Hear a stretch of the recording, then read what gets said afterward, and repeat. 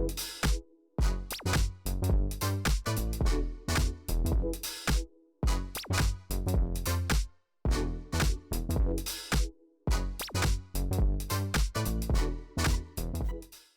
I'm Jack Smith with Emerson Swan, part of the Distribution Plumbing Group, and I'm here to talk to you today about one of our backflow preventers. It's the Watts 009 Reduced Pressure Zone Assembly. Backflow is basically the unwanted reverse flow of liquid or some other substance into your potable water supply.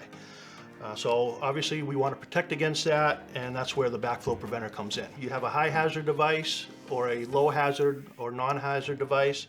The RPZ, or Reduced Pressure Zone Assembly, is an example of a high hazard device like the 009 we have here. It's basically characterized by a first and second check assembly and a reduced pressure zone between those checks, and you have a relief valve at the bottom of the valve, so that if you did have a fouled check, this will continue to protect your water supply by discharging through the relief valve and dumping to atmosphere. And it'll be a consistent drip or just a continuous flow of water through the relief valve.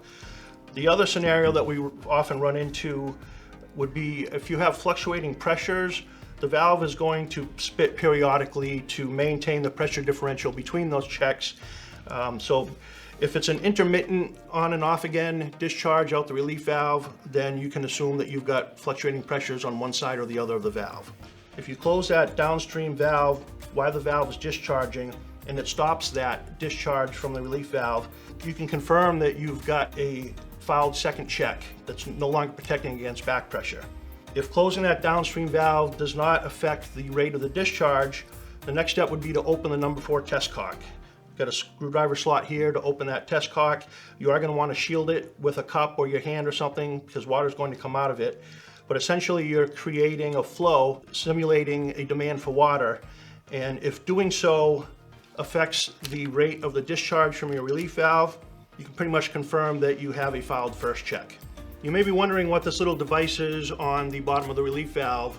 All the Watts Reduced Pressure Zone assemblies now come with a flood sensor on the relief valve. There's no upcharge for that device. To activate that feature, you would need to buy a separate activation kit.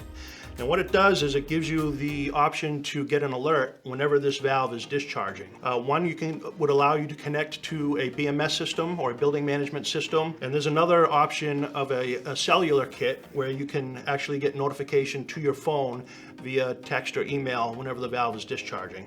So it's just a good way to keep tabs on the device, especially if it's a commercial building or a large building with several different backflows throughout the building. We also offer a flood protection valve.